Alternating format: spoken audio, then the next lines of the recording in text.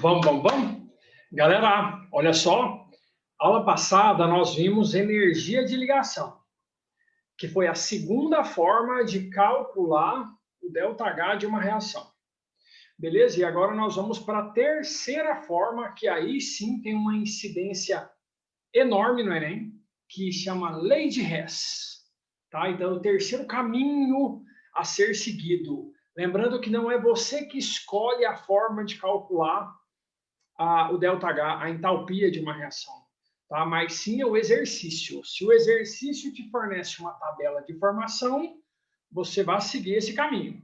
Se ele te fornece uma tabela de ligação, você segue esse caminho. E se caso ele trouxer para você algumas reações e pedir uma outra, o ΔH de uma outra, ou seja, é uma forma um tanto indireta para chegar no seu objetivo, isso é chamado de lei de Hess. Tudo bem? Então, fique atento, fique atenta. Essa é a parte de maior incidência na prova quanto a formas de calcular o ΔH. Beleza? Aula 8 do nosso módulo 5, certo? Então, olha só.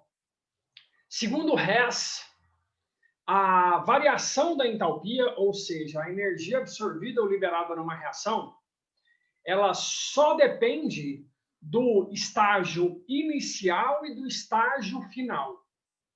Não interessa por quantas etapas, né, o processo ele fluiu, o que interessa é onde ele começou e onde ele terminou, os patamares iniciais e finais. Isso é uma lei, tá? É uma lei, então tem força de lei isso, eu só quero te ensinar aqui a parte quantitativa disso, tá?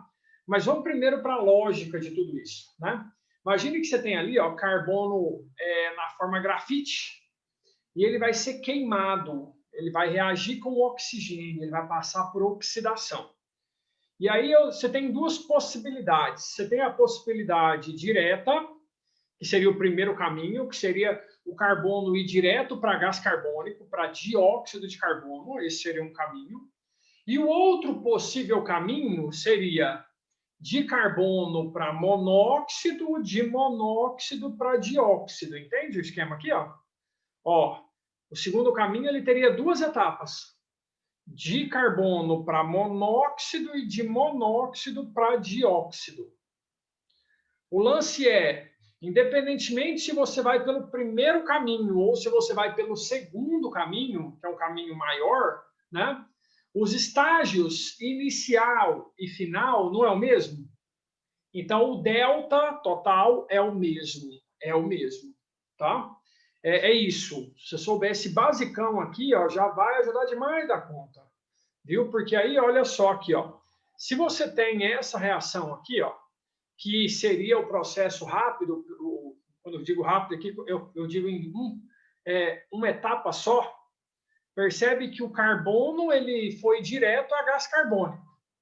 A energia envolvida nesse processo foi de uma liberação de 393,3 kJ. Agora, se você vai pelo segundo caminho, que seria o quê? O carbono primeiro virando monóxido, né? Deixa eu pegar aqui o apontador aqui, olha lá, ó. O carbono primeiro virando monóxido e depois o monóxido virando dióxido, beleza? Percebe que aí, como são duas etapas, são duas energias envolvidas. Mas vamos lá, se você vai nesse segundo caminho e soma as etapas, você vai chegar aonde? No segundo caminho, se você soma as duas etapas envolvidas, você chegou exatamente no mesmo valor que o primeiro caminho. Entende? Então, independentemente de você ter ido com uma etapa só, que é o caso do primeiro caminho, ou duas etapas, que é o caso do segundo caminho, você chegou na mesma resposta. Então, não interessa quantas etapas tenham, o que interessa é o estágio inicial e o estágio final. Isso é lei de Hess. Certo? Olha pelo gráfico, tanto fica mais fácil entender isso. Ó. Se você vai de uma vez, você tem um delta grandão. Se você vai intervalado, pá, você tem dois deltinhas. Você tem dois deltas menores. Se você soma os dois deltinhas, você vai chegar no delta 1, vai ou não vai? Entende a lógica? Deltinha 1, deltinha 2. Soma os dois, você chega no grandão. Essa é a ideia. Certo? Beleza? Tranquilo? Então vamos para a próxima, olha lá. Algumas operações você vai ter que fazer em lei de Hess. Viu? A gente chama aqui de consequências da lei de Hess. Tá? O exercício ele vai te fornecer equações já com o delta imposto e você vai usar essas equações para chegar naquela que você não tem o delta, que eu vou chamar de equação problema. Então, muitas vezes você vai ter que mexer com as equações dadas para somá-las e chegar na problema. O que é mexer? Como é que eu vou lidar com essas equações? Então, uma das operações que você pode fazer ali, ó, é assim, ó, as equações termoquímicas elas podem ser somadas como se fossem equações matemáticas. Elas já têm essa lucidez, né? O que está do mesmo lado soma e o que está de lado oposto subtrai. Né? Então, por exemplo, aqui, ó, naquele caso que nós executamos agora, o segundo caminho, que tinha duas etapas. Primeira etapa, segunda etapa. Você percebe que o monóxido ele é um intermediário. Ele nasce na primeira, morre na segunda. Ele é produzido aqui e é consumido aqui. Ó. Então, se você for montar uma equação soma, como eles estão em lados opostos, você vai cortá-los. E aí o que está do mesmo lado, ó, meio mais meio, 1.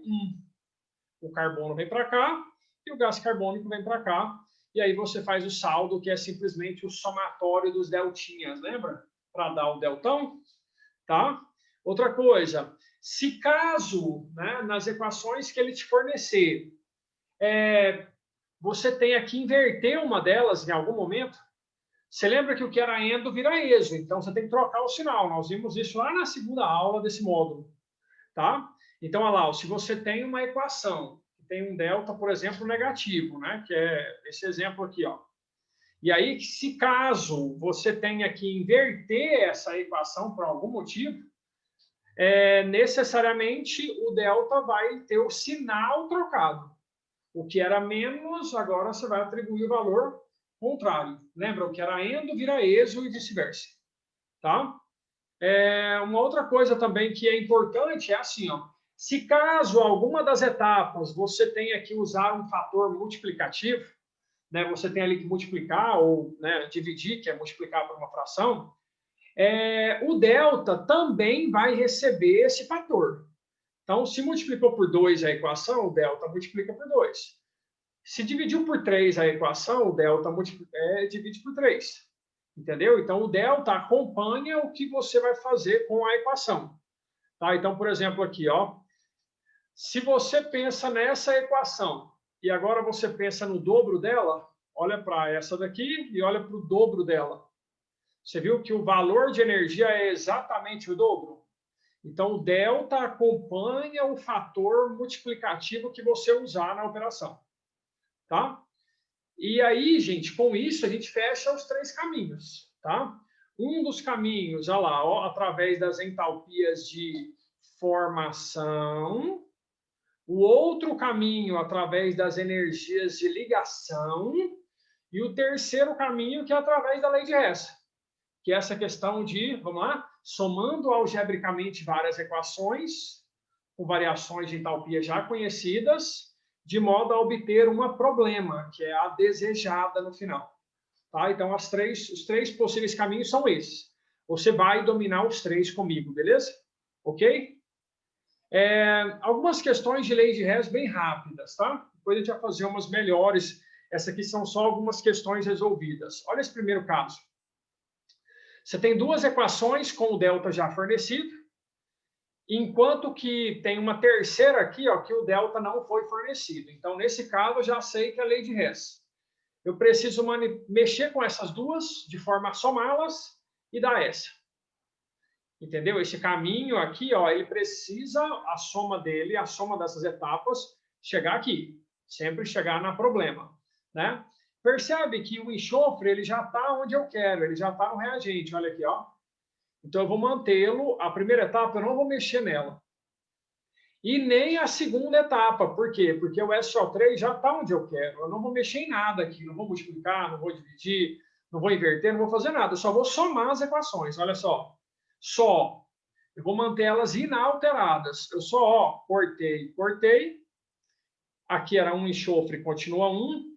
1 mais meio dá 1,5. Ó, infração é 3/2. E o SO3 está aqui. Como eu não executei nenhum tipo de operação aqui, eu só somei as equações, então os deltinhas aqui serão somados. Só.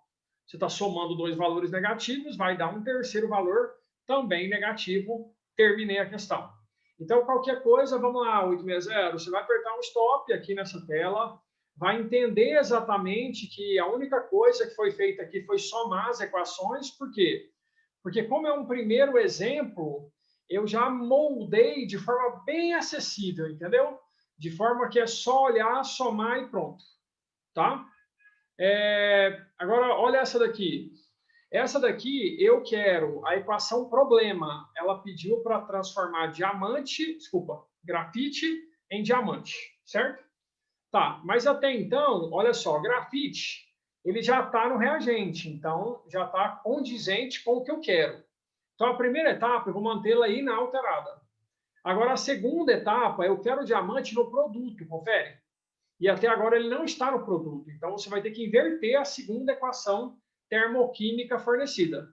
Então, mantém a primeira e inverte a segunda. Olha lá, ó. Se você mantém a primeira, o delta dela se manteve. Se você inverteu a segunda, o delta dela vai ser invertido, inverte o sinal, lembra? Depois que você fizer isso, é o saldo, é o somatório da operação. Vai dar um valor um pouquinho positivo. Então, a transformação de grafite em diamante envolve a absorção de 1,9 kJ por mol de grafite. Entendeu? Galera, tudo bem com esses dois exemplos? Agora, na próxima aula, a gente já vai começar a entrar em exercícios, tá? 860, aqueles exercícios fundamentais. Vamos começar a executá-los. Vou para o quadro aqui, nós vamos detonar, resolver vários. Eu espero que você tenha entendido o conteúdo por completo, tá? Tudo que pode aparecer no Enem de termoquímica já foi dado. E agora vamos fazer aí pelo menos de 2 a 3 aulas de exercício no 12 para ver como é que você está nisso, tá? Eu quero te deixar assim 1000 por hora nesse negócio. Beleza? Galera, um grande beijo, até a próxima. Beijo para quem te beija, um abraço para quem te abraça. Tchau, até mais!